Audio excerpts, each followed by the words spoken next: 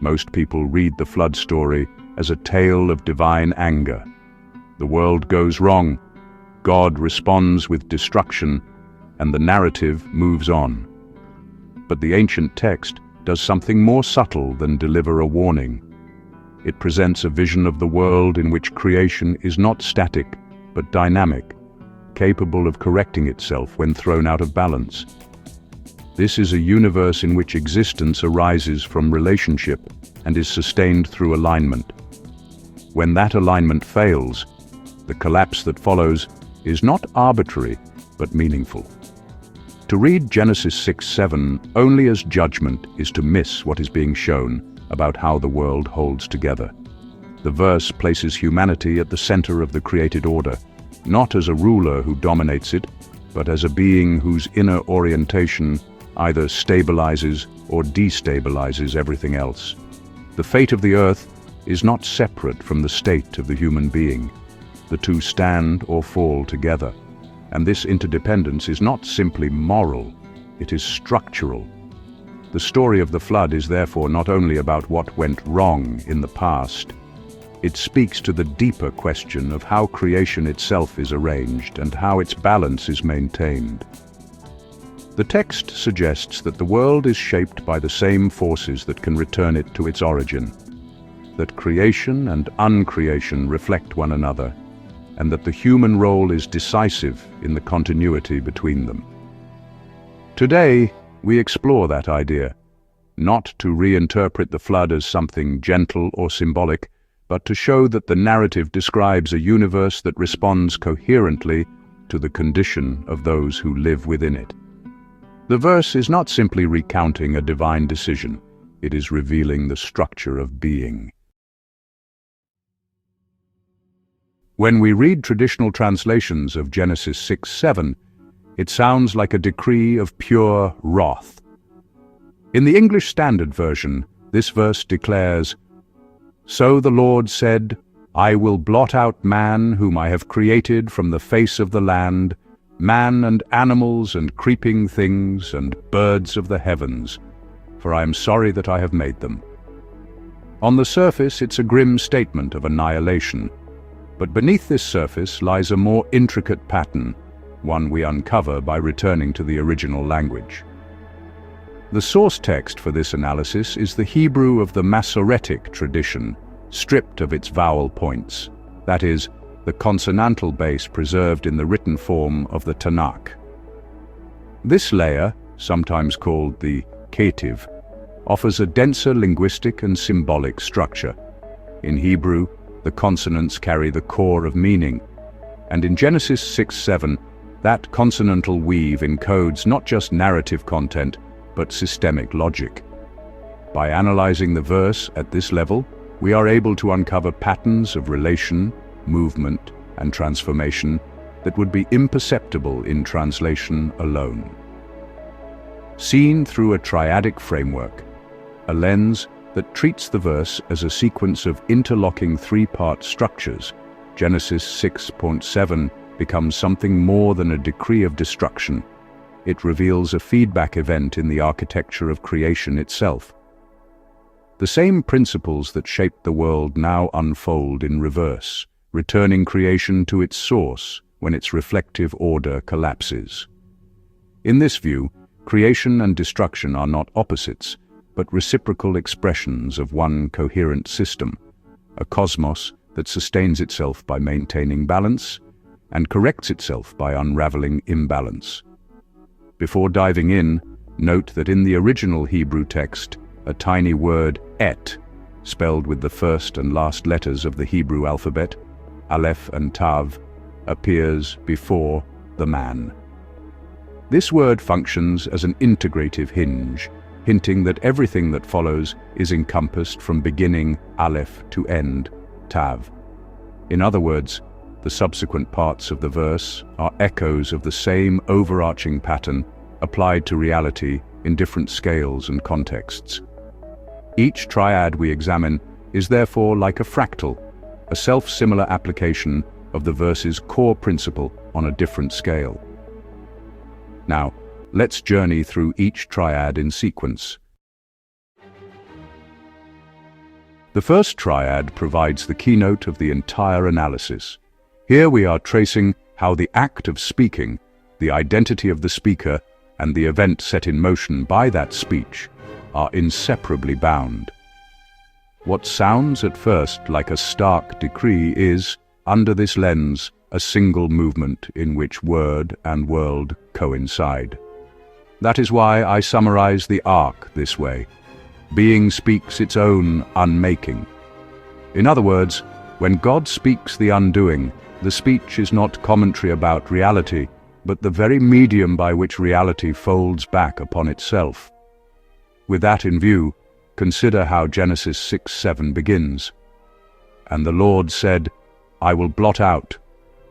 In this brief clause, we are given a complete triad, the speech, the speaker, and the erasing, already fused into one field of action. The structure is not merely literary, it is ontological. The creative word and the destructive act are not opposing forces, but a single flow moving in reverse, a self-correcting current in the stream of being.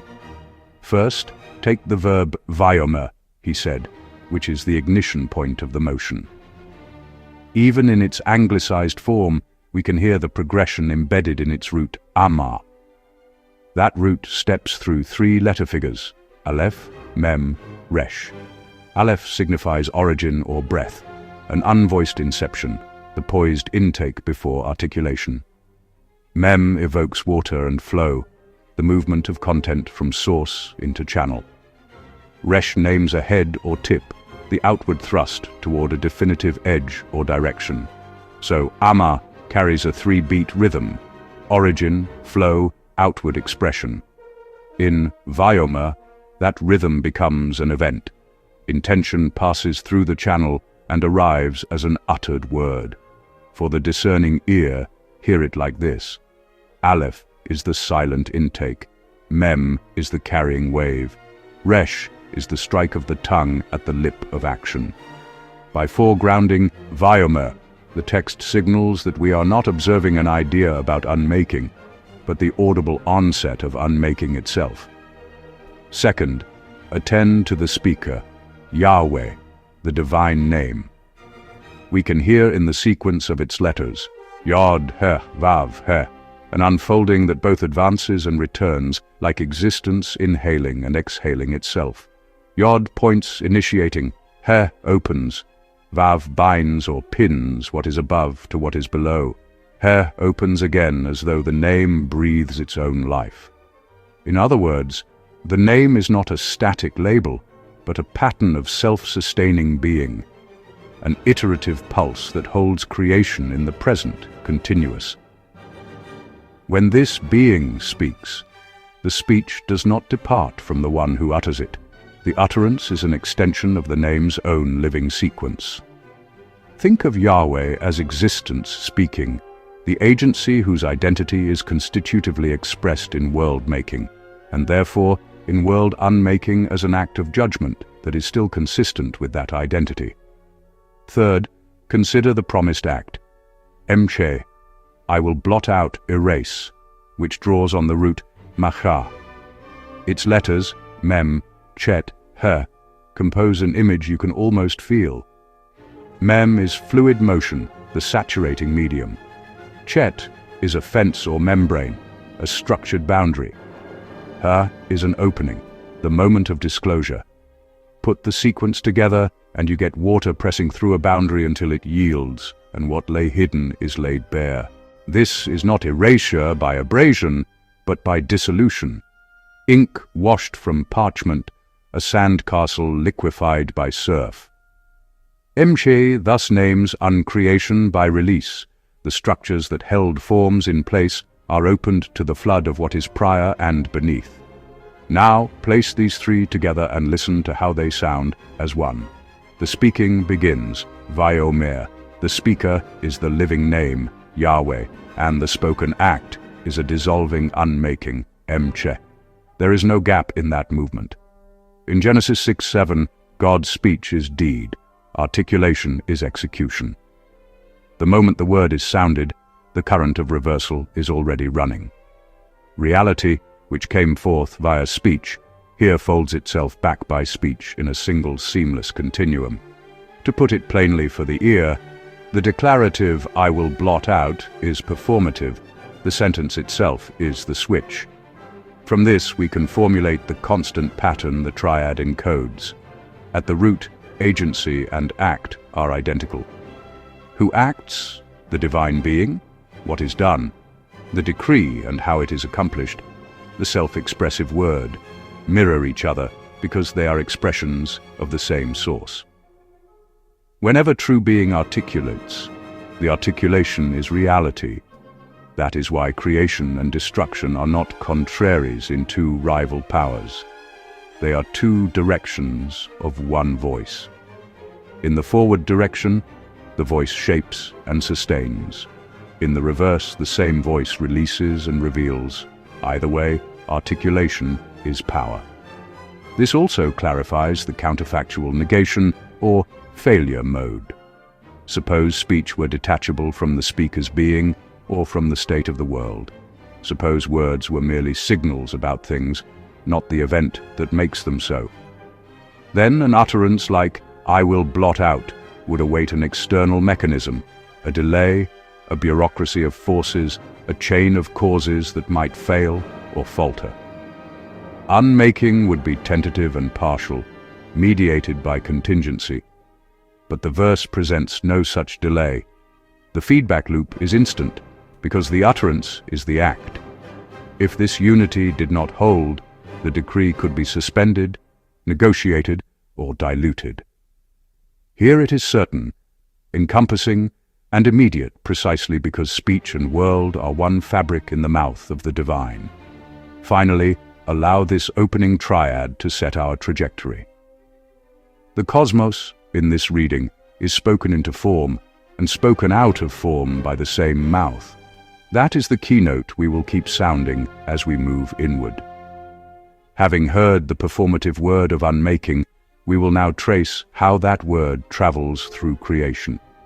First at the human register, where recognition of the source either sustains or collapses order, then through the layered structure of the world as what is above is withdrawn and the below is exposed, then across the web of living kinds as corruption propagates, and outward to the heavens, so that no realm sits outside the single reason.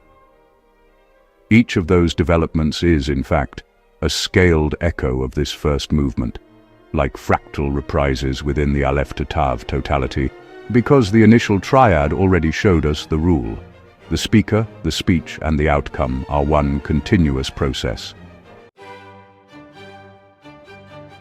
Having seen that creation and uncreation flow from the same divine speech, we now turn to the role humanity plays in the stability of that creation. This first triad on the human plane shows that the world is upheld by a feedback loop between the human being and the divine source. In other words, creation continues to cohere because humanity reflects the one who made it. The human being is not simply one creature among others, but the conscious mirror that stabilizes the entire order. If the mirror turns away, the order loses its orientation. The heart of this triad is the insight that humanity sustains creation through its own reflection. When human beings recognize and honor their source, creation is affirmed. When that recognition fails, creation begins to unravel. The verse phrase here is, "The human whom I have created," and contained within it are three elements that together form the cycle: humanity itself, the relation of recognition, and the creative act that brought humanity into being. The first term is ha-Adam, the human. If we look at the components of the word Adam, Aleph, Dalet, Mem, we see a profound image. Aleph signifies spirit or origin, the divine breath. Dalet is a doorway or threshold. Mem is water, substance, the flowing medium of material life. So the word Adam portrays the movement of spirit entering through the doorway into matter, spirit embodied, divine breath carried into the physical world. Humanity is thus positioned as the point of meeting between heaven and earth, a being who spans both realms. The second term is asher, often translated simply as whom or that, but in Hebrew functioning as a relational hinge. Its letters, aleph, shin, resh, trace a motion. Aleph, the originating source. Shin, transformation, energy, the movement that changes form. Resh, direction, the head or guiding point. So asher expresses source passing through transformation toward orientation. In lived terms, asher represents recognition, the human turning back to acknowledge its source. It names relationship, humanity in conscious reference to God. This is why I call it the hinge. It is the mirror motion by which humanity reflects the divine. The third term is barati, I have created. Here we return to the root bara, spelled bet, resh, aleph. Bet is a house or container. Resh, once again, is ordering, structuring, direction. Aleph is the originating breath. So bara means to structure the origin into form, to house the source in ordered being. Barati, I created, names the completed act of giving existence, the formed world, the created order in which humanity stands. Now, when we place these three together, Ha'adam, Asher, Barati, we see a self-reinforcing cycle. Humanity comes forth from the divine source into embodied existence. Humanity is capable of recognizing that source. When we do recognize, when we enact Asher, the turning of the face back to the origin, that recognition stabilizes creation. It is as though the light that comes from God must be returned to God in order for the world to hold its shape. The cycle is source, reflection, stability. Humanity reflects God. That reflection affirms and sustains the created order, and the created order then supports the continued life of the human being. The world is upheld because the mirror is turned toward the light. This triad therefore encodes the principle that recognition sustains reality. When the conscious creature remembers where its life comes from, creation holds together in coherence and goodness. While the language is theological, the principle is structural. Relationship to the source is the integrity of the whole. The negation in this triad begins when we no longer recognize our origin. The sequence that should sustain creation, human reflection, relational coherence, structured form, is broken at its center. Without that act of recognition, the relation loses tension, and the structure it once supported begins to erode. If we do not reflect the source, we cannot mediate its presence. If we do not mediate that presence, the created order we participate in becomes unstable. This is not just moral drift. It's ontological decay. We cease to reinforce the very system that gives us identity, and in doing so, we become agents of its unraveling. The triad collapses because the cycle no longer closes. Being no longer reflects itself in us, and so its structure cannot hold. The lesson is plain. When recognition fails, reinforcement reverses, and what was once sustained begins to unmake itself, starting with us. Of course, the narrative of Genesis tells us that this recognition has failed before. In the generations before the flood, humanity ceased to see itself as the image of God. The mirror clouded, the feedback loop weakened. The human being ceased to reflect the one who gives life. And once that link breaks, the created order begins to lose its coherence. This is why the text later says, "The earth was corrupt before God." It is not only human behavior that dissolves. The world itself begins to destabilize because the relational hinge that holds it together is no longer functioning. It is precisely this breakdown of recognition that leads the verse to transition toward unmaking. If the recognition cycle sustained creation, then its collapse initiates creation's reversal. So having shown us that the sustaining mirror has failed, the text now proceeds to the next triad, where the undoing begins to cascade through the layered structure of the world itself. We will now watch creation peel back, layer by layer, revealing what lies beneath the visible surface. Having seen that creation is sustained by humanity's reflective relationship to its source, we now observe what unfolds when that reflective relation fails. The unmaking does not occur all at once. The text presents it as a descending movement, an unraveling that proceeds layer by layer. We can think of this as creation unwinding in reverse order from how it emerged. Where creation moved from the deep into form and life, here the process runs backward. Form yields to exposure, and exposure yields to dissolution. The key insight of this triad is that unmaking happens in layers. The undoing of the world is not depicted as a sudden disappearance, but as a methodical withdrawal of support from above, revealing what lies beneath each stratum of being. It is a peeling, a lifting away, a disclosure. The phrase carrying this triad is, "from upon the face of the ground," me'al pene ha'adama. These three elements, removal from above, exposure of the surface, and return to foundational earth, form the steps of descent. The first term is me'al, meaning from upon or off of. This word initiates the downward motion. Its structure contains meme, which suggests flowing movement or liquid, and the cluster al, ayin lamd, which conveys upon or above. Together they signal a kind of lifting away from what once rested above. One might imagine a covering layer, a protective canopy, being withdrawn. In the symbolic imagination of Genesis, this is not merely a physical sealing, but a metaphysical one, the sustaining grace or ordering breath that rested upon creation.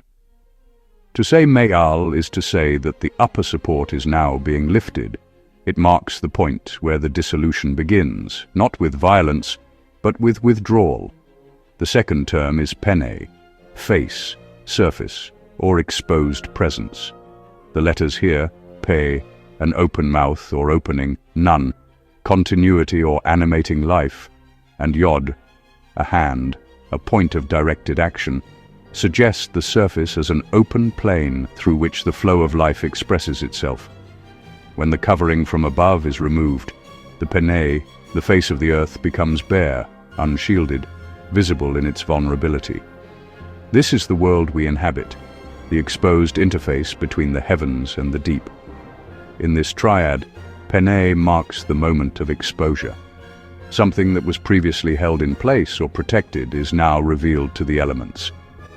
The third term is ha'adama, the ground, or the earth, which forms the foundation of the created world. The word Adama contains the human word Adam, Aleph, Dalet, Mem, and adds a final he. This he often signals outward manifestation or full-formedness. Where Adam is embodied spirit, Adama is the material matrix that receives and supports life. The ground is what remains when the covering layers are peeled away. When the surface is exposed, what lies beneath is the raw earth itself, a foundational substrate that, without ordering spirit, tends toward the primordial waters. In other words, Ha'adama is the last layer before creation collapses back into the undifferentiated deep. When we place these three together, me'al, pene, ha'adama, we can hear the motion, removal to exposure to foundation. Once the upper layer is withdrawn, the surface stands bare, and once the surface stands bare, the foundation is revealed. This is the structure of unraveling. The sequence is causal, logical, and inevitable. Remove the shelter from above, and what was sheltered is disclosed. Expose the surface, and the ground beneath comes into view. The text is showing us how unmaking cascades, not instantly, but as a progressive unveiling. This pattern encodes an enduring principle. Unmaking is ordered. Even divine destruction is structured. It is not chaos, but the return to what lies beneath form. Negation removes in order to reveal. The higher is withdrawn first, the surface is left exposed, and the foundation stands alone. This is why, in the flood, the waters rise, not as an intrusion, but as a return. The earth is being taken back to its pre-creation state, where the deep covered everything. Now we can see the link to the previous triad. If humanity had sustained the reflective relationship to its source, the upper shelter would remain. The mirror would continue to receive and return light. The protective order would hold. But once recognition collapses, the covering is withdrawn. The world is left exposed, and the unraveling begins. The negation in this triad occurs when we resist the rupture. If the initial motion is denied, if negation does not begin, then the deeper structures remain hidden. The triad is causal. Withdrawal reveals surface. Surface discloses depth. But if we deny the first term, the entire sequence collapses. The surface stays sealed, and the corruption beneath persists unseen. This is how injustice festers under appearances, when we cannot, or will not, disrupt the forms that conceal deeper disorder. Without negation, the causal descent halts, and nothing is clarified. In a world where things look fine on the surface, we may interpret stability as health, but this triad warns us otherwise. The refusal to expose is the refusal to heal. If we negate negation itself, the process of unmaking becomes impossible to map, and so impossible to repair. This leads us naturally to the next stage of the text. If the layers of creation are being peeled back, then the living beings who inhabit those layers will be affected accordingly. The next triad will show how the cascade of unmaking moves through the living world, not simply downward but outward, amplifying, multiplying, spreading. Now that we have seen the layered unraveling of creation structure, we turn to the living world itself. The text now shows us how the collapse spreads not simply downward in a tidy sequence, but across life in a way that is diffuse, resonant, and non-linear. This triad illustrates that when humanity, the steward placed at the relational center of creation, falls out of harmony with the source, the disturbance does not stay contained. It ripples, it jumps tiers, it spreads through every order of living beings. The key insight here is that a broken humanity sends shockwaves through the entire web of life. The failure of the highest part of creation compromises the integrity of the whole. The language in Genesis 6:7 expresses this with the sequence, from humanity to the beasts to the creeping things, mi Adam, ad behema, ad remes. These are not simply three categories listed, they form the articulation of a systemic cascade. The first term is mi Adam, from the human. The root Adam we have already studied, Aleph, Dalet, Mem, the divine breath entering matter through the threshold of embodiment. But here, the prefix Mem marks origin or emanation. From the human, out of the human. The corruption that drives the unmaking originates at the human level. It begins in the steward. Human violence, moral collapse, and relational severance from God constitute the initiating shock. It is not that animals misbehaved and so must be punished. Rather, the break begins with us and radiates outward. Mi Adam marks the epicenter. The second term is ad behema, unto the beasts. The word ad carries the sense of up to the full extent, a span or range being crossed. It signals that what emerged in humanity now reaches the realm of the animals, those embodied lives that share the surface of the earth with us. The word behema, bethememha, evokes the image of breath enclosed in material form, life animated and moving in the world. So this phrase indicates that the shock initiated in the human being has now permeated all higher animals. It is a relational spillover. The disruption in the steward disorients what is stewarded. The third term is ad remes, unto the creeping thing. Again, ad indicates extension, continuation, spread.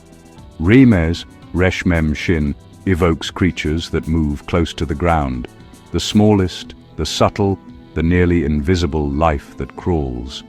The letters themselves imply movement through a medium, mem, guided by direction, resh, with shin suggesting varied contact or dispersion. In other words, Rems names the microscale domain of life, the lowest, the least empowered. By extending the cascade here, the text is saying the corruption reaches everything. Nothing is insulated. Now, when we hear these terms in sequence, me Adam, ad behema, ad rems, the rhythm of the words is significant.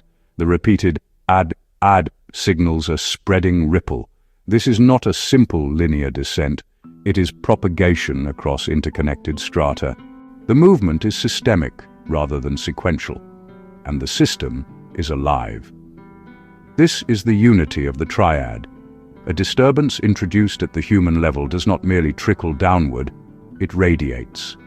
The creatures do not merely suffer because of external punishment. They are entangled with humanity in a shared web of being. Their fates are linked to ours. This is why Genesis later says, all flesh had corrupted its way, verse 6:12. The text does not mean that bugs suddenly committed crimes. It means the relational order had collapsed. The tuning fork that kept life resonating in harmony, humanity reflecting the divine, was no longer vibrating. The resulting dissonance reverberated through the entire field of life. The constant principle here is interdependence. When the apex consciousness of a system misaligns, the system destabilizes. In ecological terms, this is a trophic cascade originating at the apex species. In moral terms, it is stewardship failing and taking the innocent with it. In spiritual terms, it is the image bearer turning away from the image and the world falling out of tune. The negation in this triad begins when we deny that the disturbance begins with us. This is a non-linear triad. Human corruption jumps scales, affecting animal life and ground-level vitality. But the causal sequence still matters. If there is no perturbation at the human level, the animal continuum is not driven toward collapse. Negating the source term, ourselves, severs our sense of responsibility, but not the actual connection. The system still responds, corruption still spreads, but we no longer see its point of origin, and so we lose our capacity to intervene. When we pretend the system is breaking on its own, we forfeit the role of restoration. In this triad, our presence is not optional, it is determinative. If we destabilize, the rest follows. If we refuse to admit this, the cascade accelerates in ignorance. The moral weight here is sharp. The living world does not unravel independently of us, only with us, or because of us. If the human being held its relational alignment, the animals would remain stable. The web would hold. The disturbance would not propagate. This is why, after the flood, God resets the relationship and explicitly re-establishes the hierarchy in Genesis 9:2. The system must be retuned. So we now see, the collapse is not merely structural, it is biological, ecological, existential. Humanity's failure becomes the world's unraveling, and this brings us to the threshold of the next movement. If the layers of the earth have been exposed, and all living beings on the earth are swept into the collapse, the only remaining question is whether any realm remains untouched. The next clause of the verse will show us that even the heavens, the birds, the sky, are drawn into the same process. There is no outside to the story. Creation rises and falls together. Once the text has traced the unraveling of creation across the layers of earth and the orders of living beings, it does not stop there. It lifts the motion upward, into the realm of height and vision. The clause moves us to the edge of the visible world, and even up to the bird of the heavens. Here the decree touches not only the life that crawls or walks, but the life that ascends, the life that flies set against the sky. The upward movement itself is meaningful. The little connective phrasing that carries us even to vad marks a widening gesture. It signals that the decree does not pause until it has reached the highest form of creaturely presence accessible to human awareness. There is an arc being drawn, from the soil to the land animals, to the conscious human, and now to the bird. Every step rises, and the bird here is not only biological category, but cultural symbol. The ancient world consistently treated the creatures of the air as those who see from above and voice from above. Messengers, omens, bearers of vantage that human feet cannot attain. Even in the internal structure of the Hebrew word, there is the feeling of this. The eye that perceives, the link that joins, the mouth that speaks. It is not that the word bird means something else. Rather, the bird already was a living image of heightened perception united to expression, the creature who moves between realms and calls across them. It crowns the animal orders because it occupies the open air, where sight is panoramic and voice carries far. Then comes the naming of the heavens, Ha-Shamayim, the great expanse that holds the bird's movement. This is not merely the sky as backdrop, but the entire atmospheric frame in which perspective itself is formed. To speak of the heavens alongside the bird is to acknowledge that the very medium in which thought, vision, and orientation take place is implicated. The world is not only losing balance in the soil and the flesh, it is losing clarity in the air, in the domain that corresponds to sense-making and direction. Read this way: the triad unfolds as a progression from action to awareness to worldview. The decree reaches the bird, and with it the idea of elevation, of the possibility of seeing the world as a whole. Then, in naming the heavens, it touches the very conditions that make heightened sight possible. In ancient symbolic grammar, the bird and the heavens together mark the region of ascension, enlightenment, and salvation. The movement in which the human being lifts consciousness toward the divine, sees rightly, speaks truly, and orients life in alignment with ultimate reality. What the verse suggests, by including these, is that this movement too has collapsed. Ascension is no longer pure ascent. Enlightenment is no longer clear sight. Salvation is no longer assured by simply looking upward. These three, rising, understanding, being made whole, are not separate tasks. They depend on one another. The ascent of consciousness requires clarity of seeing. Clarity of seeing must culminate in right orientation, and right orientation is the condition in which the soul recognizes its responsibility in creation. Where perception is distorted, ascent becomes misguided. Where orientation falters, the language of salvation becomes incoherent. And where the heavens themselves reflect disorder, the one who seeks to rise finds no guiding star. Thus, the mention of the bird and the heavens is not an incidental detail of the destruction list. It is a recognition that the failure has reached the level of vision and meaning itself. Creation is not merely broken in its bodies and soils, it is broken in its capacity to see, interpret, and aspire. The order of life that should have risen toward wisdom now turns in confusion.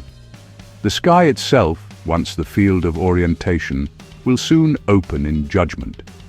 The symbolic ladder that once connected earth to God through perception has warped. Therefore, the story must now turn to the heart of God, where the reason for the resetting of the world is about to be spoken. The narrative has traced the decline outward and downward. Now it has traced it upward and inward. All planes are accounted for. The world has nowhere left to turn but into the grief and resolve of the one who made it. The negation in this triad begins when we sever the cause that binds heaven, creatures, and cosmos. If we remove the inclusive rationale, the because that draws upper and lower together, then we are left with domains that no longer communicate. The birds perish, the heavens fracture, but no shared meaning remains to interpret the loss. The triad's form requires convergence at the level of cause. Birds point to heaven. Heaven reveals reason. Reason enfolds them both. Negate that cause, and the terms fall into disjunction. The warning here is epistemic. Once we separate divine rationale from cosmic consequence, we no longer know how to interpret what happens. Events feel random. Judgment feels arbitrary. But this disorder is not divine, it is structural, and we authored it by fragmenting a logic meant to unify. The world can only be read truthfully when its parts remain connected. Sever the connective, and the world appears incoherent, even when it is not. And so the clause brings us to the threshold of the divine interior. Having gathered earth and sky under one explanation, the text now turns us from the scope of the decree to the heart behind it. The next movement will articulate that heart directly and show how divine sorrow and divine action join, not as two impulses in competition, but as one motion aimed at rectifying a world out of tune. Now we come to the final movement of the verse, where the text turns inward into the heart of the divine action itself. The statement, "For I regret that I have made them," has often been read in overly human emotional terms, as though it depicted God vacillating, changing his mind, or feeling disappointed. But the Hebrew phrasing does not suggest instability or surprise. What is being described is a necessary internal motion that belongs to the very structure of creation itself. The word translated as "I regret," nishamti, comes from a root that means not just sorrow, but reflective re-evaluation, an inward turning of awareness. Its letters suggest life encountering its own boundary, pausing, and then flowing again in a new direction. This is not regret as emotional turmoil. It is regret as recognition. Recognition that what exists now no longer reflects what it was meant to hold.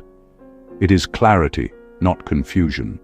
Creation, by its very nature, brings form into motion, and once form is in motion, it reveals what it is. To create is to allow what is potential to become actual, and once it has become actual, it may need to be evaluated and corrected. So regret is not opposed to creation. It arises from creation. It is the second half of the creative arc. It is creation seeing itself. This is why the tiny word kai, that, is so important. It binds the regret directly to the act of making. I regret that I made them. The regret is not about creation in general, nor about some separate matter. It is about the specific form creation has taken here and now. This little connective word prevents us from pulling regret and creation apart. The one belongs to the other. Without creation, there could be no regret, and without the capacity for regret, creation would be static, unreflective, unable to address distortion. In other words, the very possibility of growth, renewal, and purification depends on this link. The divine is not acting in contradiction to itself. It is acting in fidelity to its own nature. When God says, "I made them," asaitum, this is the act of forming, shaping, giving structure. The root of asa emphasizes intention expressed as form, seeing, transforming, revealing. God is recalling not simply that something came into existence, but that it came into existence through divine purpose.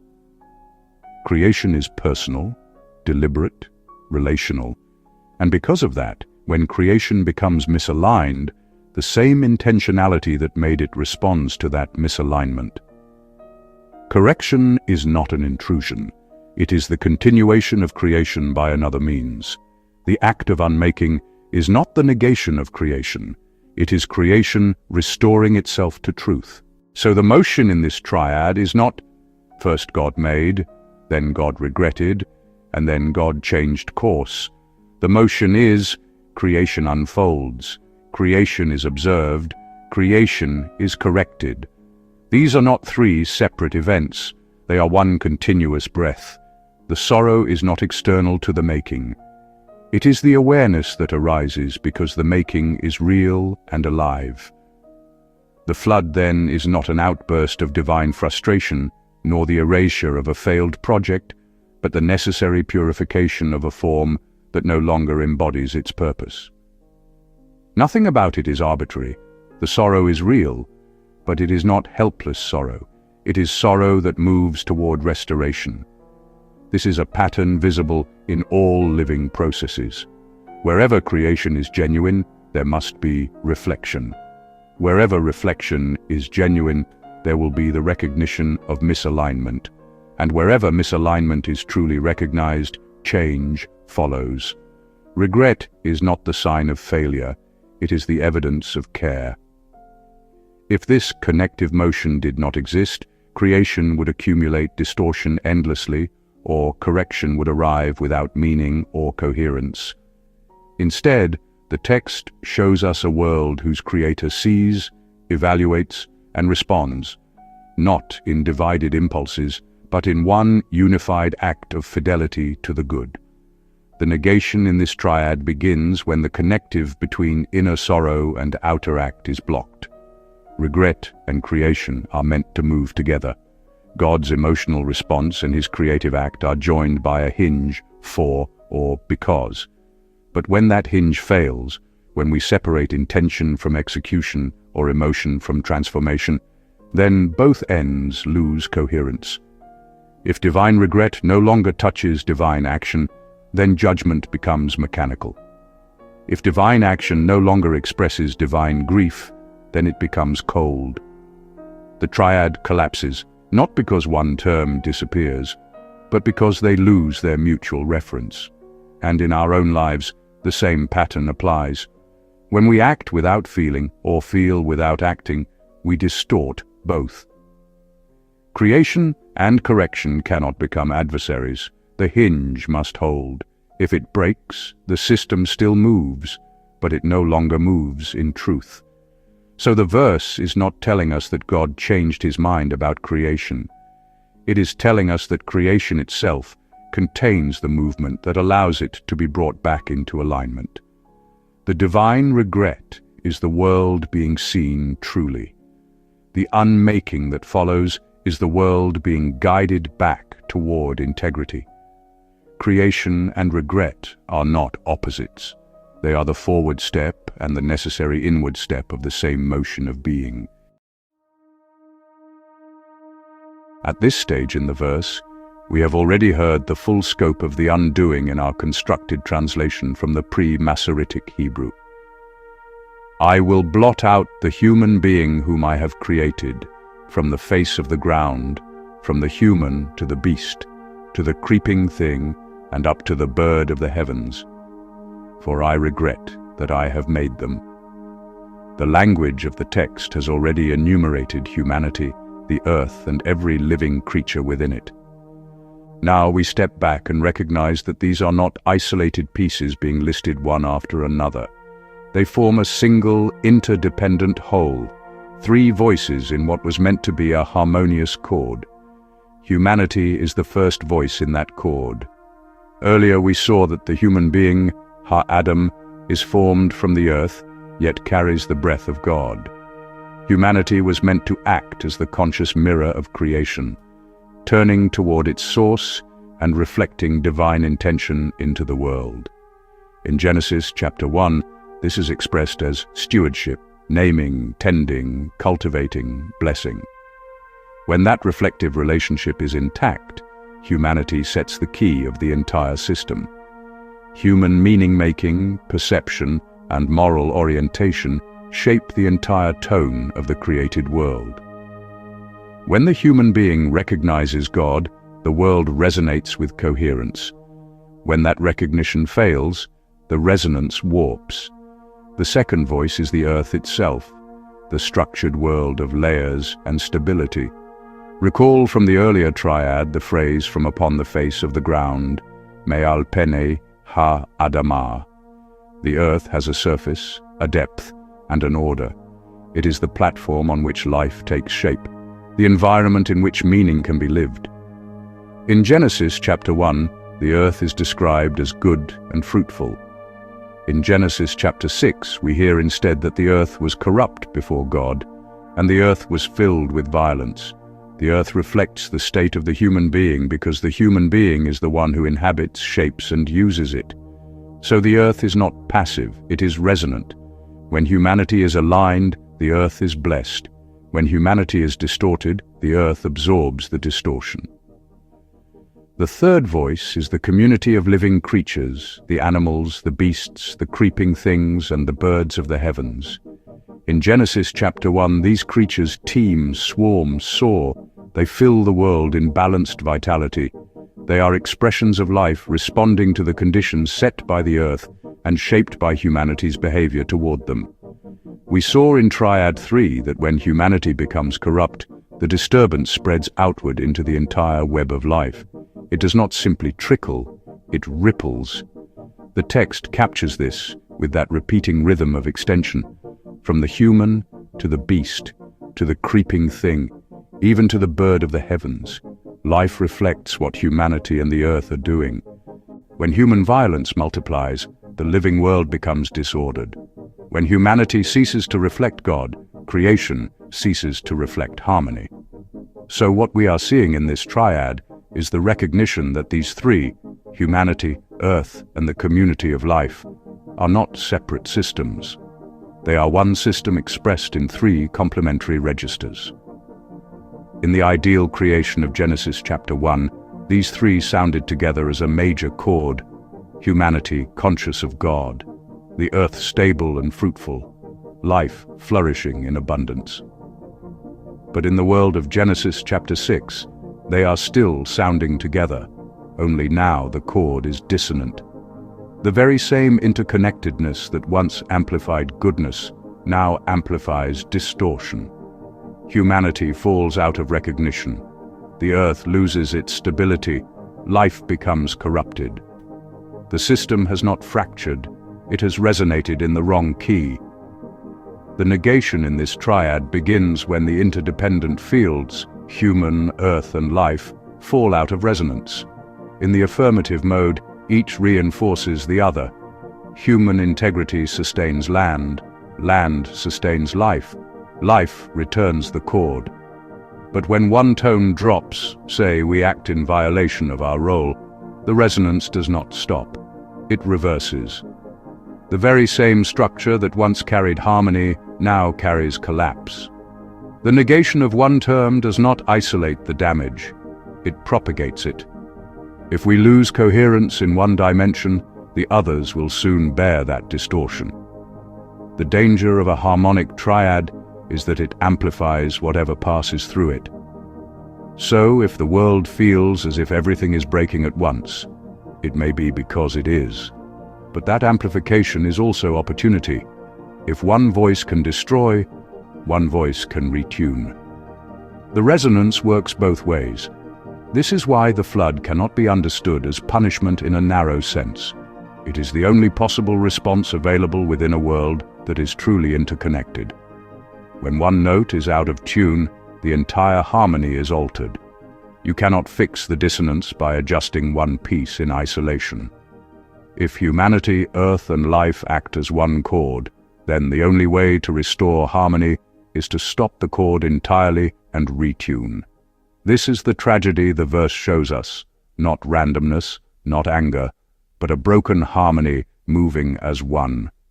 Humanity falls, and the earth and its creatures fall with it, not because they are being punished as separate entities, but because they are one field of resonance. They rise together, and they fall together.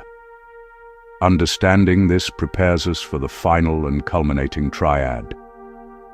For now, the narrative is ready to show how this lower harmony, the chord of humanity, earth, and life, aligns with the higher plane the heavens and the divine intention itself in a single convergence, completing the arc that began with, "And the Lord said." Now that we have traced the resonance of the lower world, humanity, the earth, and the living creatures, we reach the final movement, where the whole scene widens and draws everything together. Genesis chapter 6, verse 7, has brought us to the point where God declares the undoing of creation. "I will blot out the human being whom I have made from upon the face of the ground, from man to beast to creeping thing, and to the bird of the heavens, for I regret that I have made them." And as this pronouncement stands, something larger begins to gather behind it. The text is preparing us not simply for an earthly catastrophe, but for a convergence of heaven, earth, and the divine will itself. To see this clearly, we place three major realities beside one another. First, the state of the lower creation, the world of human beings, soil, and living creatures, now resonating in dissonance as we described previously. Everything below has become a single field of disharmony. Second, the realm above, the heavens, Hashemayim, the great arch of sky and cosmic order, which until now has been distinct from what happens below. And third, the divine interior. God's own will and recognition, the sorrow that has already declared itself as Nishamti, I regret. When the flood arrives, all three of these cease to stand apart. Heaven and earth, which were separated in Genesis chapter 1 when God divided the waters above from the waters below, now move toward one another again. The text will soon say that all the fountains of the great deep burst forth, and the windows of the heavens were opened. The waters from above and the waters from below meet. The boundary between heaven and earth collapses. The world that had been held open, stretched wide between divine transcendence and terrestrial habitation, now folds inward toward unity. At the same time, the divine will, God's recognition of what creation has become, infuses the event, not as mere force, but as meaning. God's sorrow and God's action are one motion. The unmaking is not performed in anger but in coherence. The world is being returned to a state where it can be made again. In the beginning, the world came forth from formless water. Now, in its broken state, it returns to that water.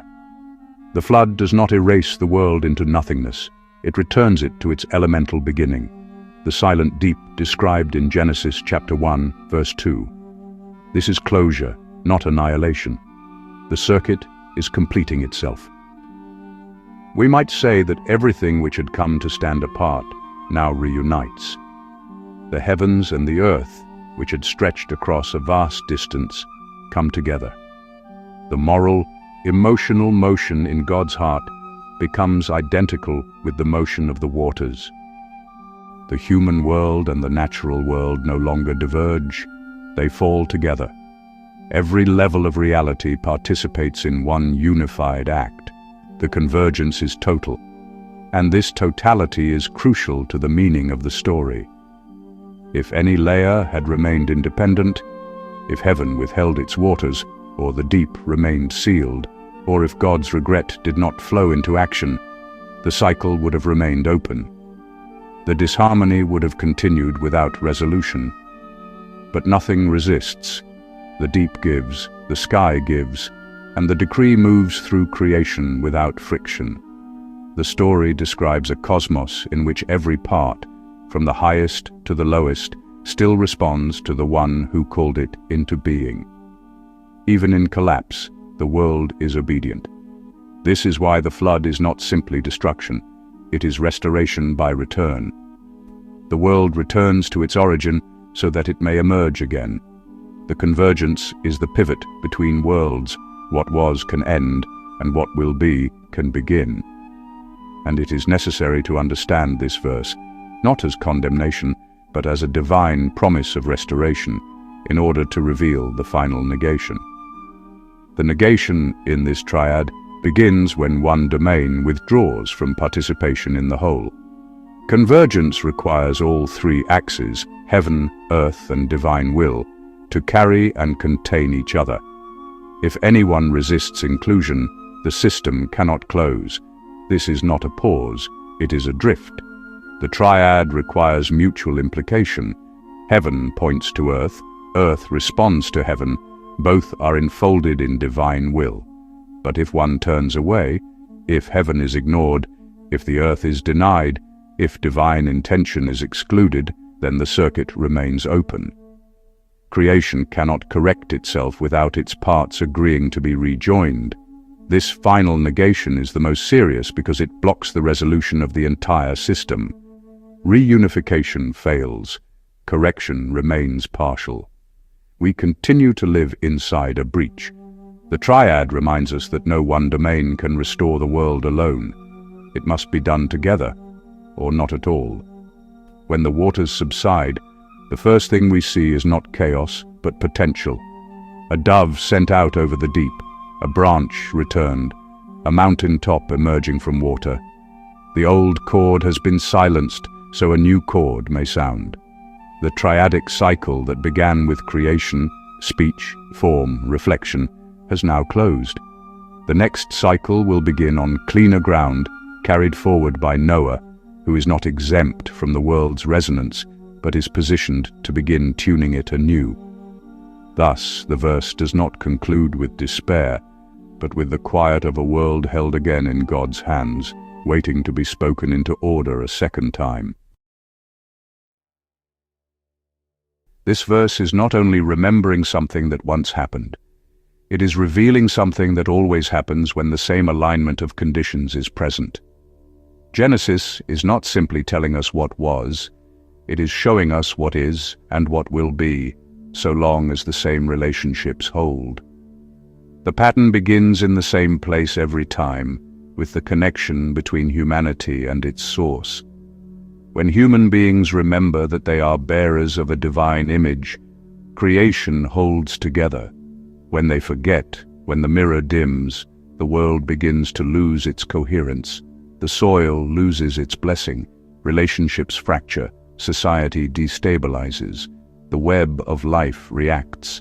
The change does not begin outside, it begins in the interior of human consciousness. The environment simply echoes what the heart has become. So the first prophecy of this verse is that the state of the world will always reflect the clarity or distortion of the human heart. When the image is remembered, the world becomes orderly and life-giving.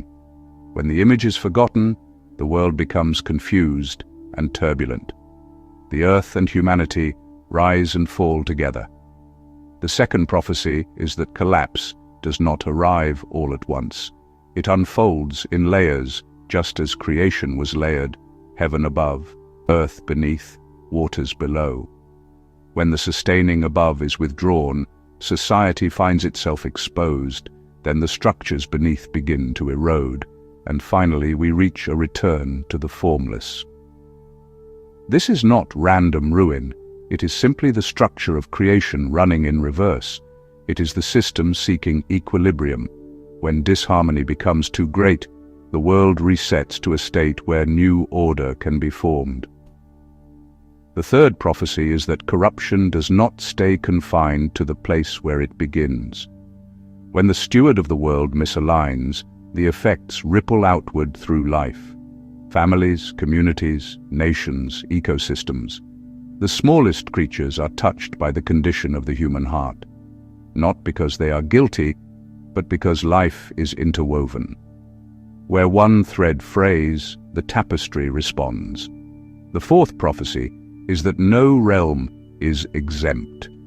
The sky, the symbolic realm of meaning, culture, and spirit, what a people believes, what a civilization imagines itself to be, will shift in response to the condition of human consciousness.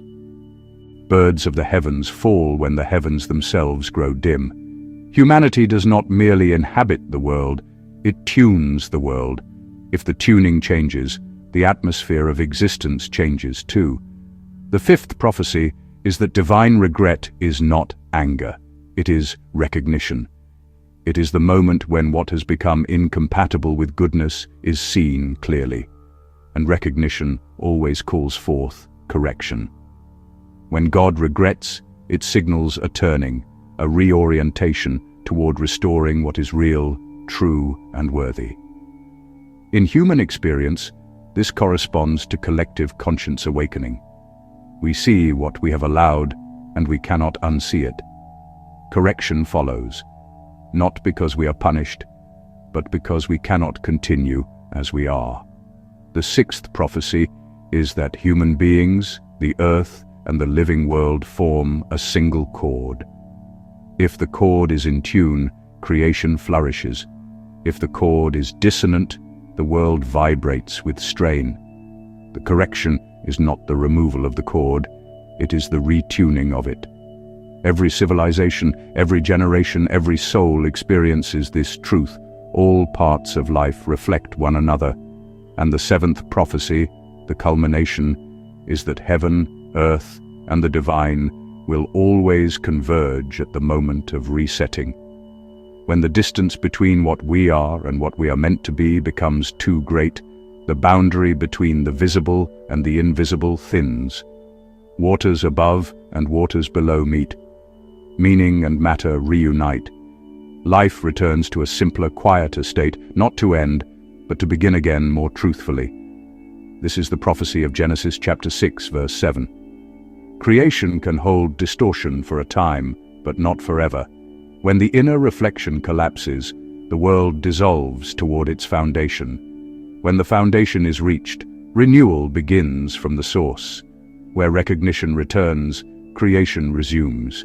The prophecy is not, there will be another flood.